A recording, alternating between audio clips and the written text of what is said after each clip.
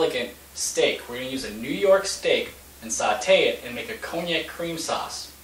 Now, if you want to know more about the New York steak, you'll have to check out our beef episode so you can find out about the different cuts, grades, and where they're located.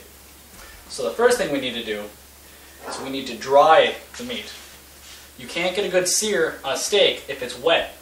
It acts as a buffer. All that extra water makes it steam rather than saute, because you want that nice brown crust on it. You just take a couple paper towels, dry it off. Real simple. Then we'll go ahead, salt and pepper.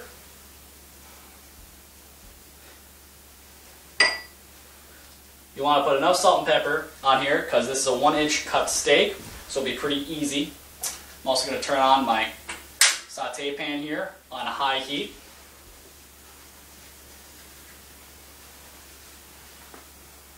Salt, pepper the other side.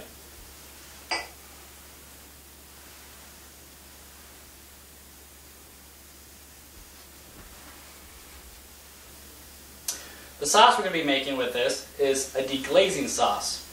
What that means is we're using a stainless steel pan, so that way when we cook the steak, there's going to be all these little cooked on bits onto the pan. And we're going to use that to flavor the sauce. It's going to make it taste a lot better and incorporate all the same flavors. Okay, my pan's been on the heat for about 2 minutes now. I'm going to take a tablespoon of oil, add it into the pan. You'll know when your pan's hot enough. When you add the oil, you'll see these nice little ripples in it. I'm going to swish the oil all around, make sure it's all over the pan.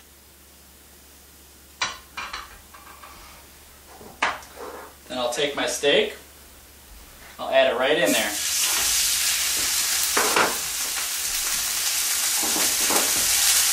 Shake it around a little bit so it don't stick.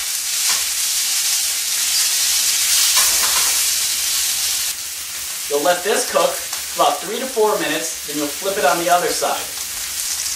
Okay, it's been about 3-4 minutes. Now we'll go ahead and we'll flip it. Got a nice golden brown. You'll get to see that in a second here. I just want to give you a heads up that we're sauteing. It's a really hot pan, a little bit of oil. There is a possibility that there might be some smoke off of this. You might need to unplug your fire alarm for just a second, unless you want to hear it, or turn on your exhaust fan. That would help you a lot. And once you take out that fire alarm, make sure to turn it back on. You don't want anything happening when you're asleep.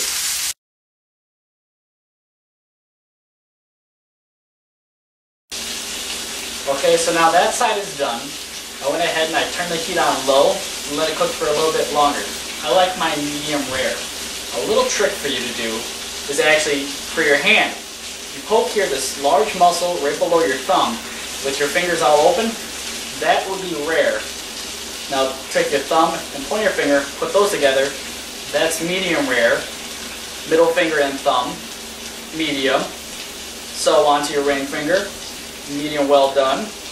And then the last to your pinky, that's a well done steak. So you can do it the poke method, otherwise you can use a thermometer. You want to have your steaks at least between the range of 145 to 150 for rare. So I have my steak done now. So I have a separate container. I'm going to take the steak out and let it rest. You don't want to dig into it right away.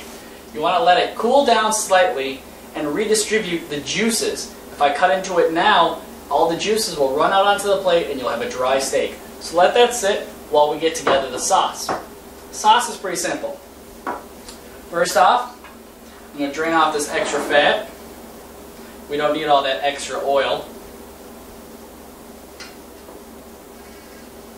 Alright, now this is what I was talking about. This is that lovely thing called fond, F-O-N-D. It actually stands for foundation, which is actually the foundation of a lot of sauces. Actually, I see I have a little bit more oil to drain off there. Okay, I'll put that back on there, on the burner. Now, we're going to make a cognac cream sauce. It's a deglazing sauce, so you got to be careful here. We're going to take the alcohol. Make sure your flame is off. Take the pan off the heat when you do this. Alcohol is flammable. Let me point that out. So be careful when you do this. There's no heat. Pan is still hot, so it could still catch on fire. But I'm going to add it in. You can already hear it sizzling.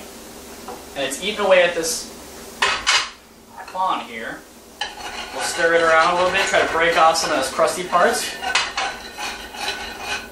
Now I'm going to turn the heat on low. Let that kind of heat up a little bit, evaporate some of that alcohol. This will only take 10-20 seconds.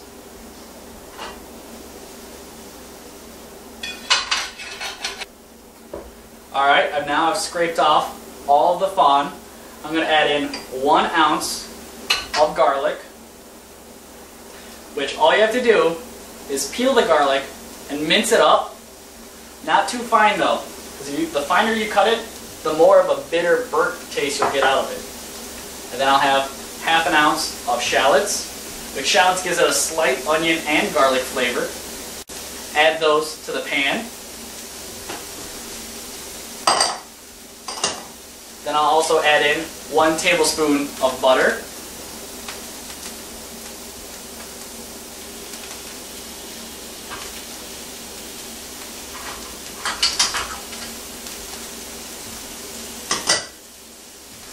Now we're just going to let these cook in the pan. Stir it all around. It's only going to cook. Let the onions and the shallots get tender, release their juices. You're looking at about 1 to 2 minutes here. Make sure to stir it constantly so nothing burns. And to make sure you scrape off all that delicious fawn.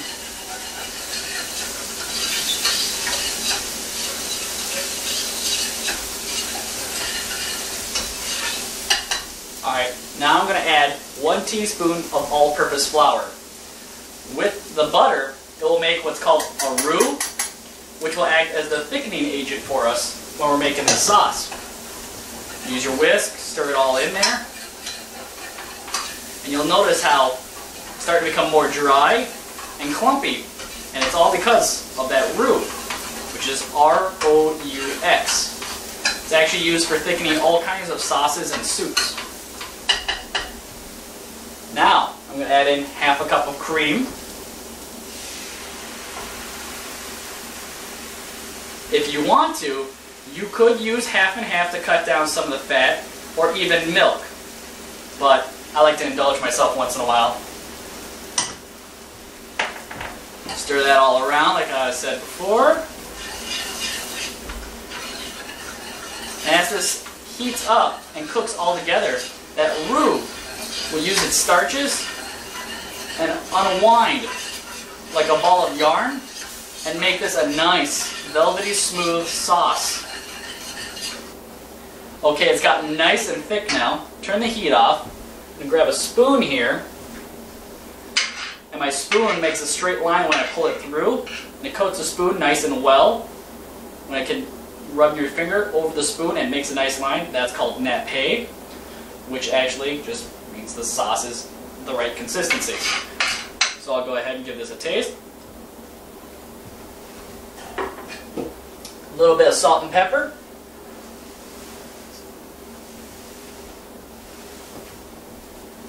Mix that all in there. And now we'll go back to our steak.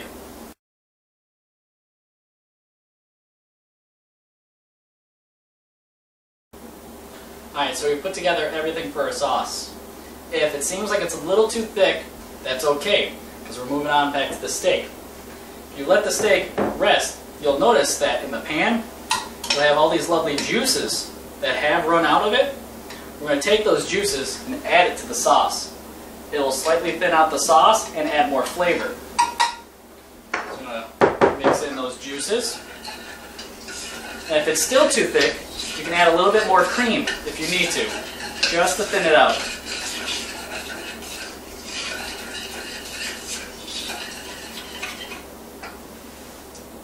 Okay, so now you can go ahead, eat your steak however you want. I'll go ahead and put the sauce on top, slice it up, and go to town.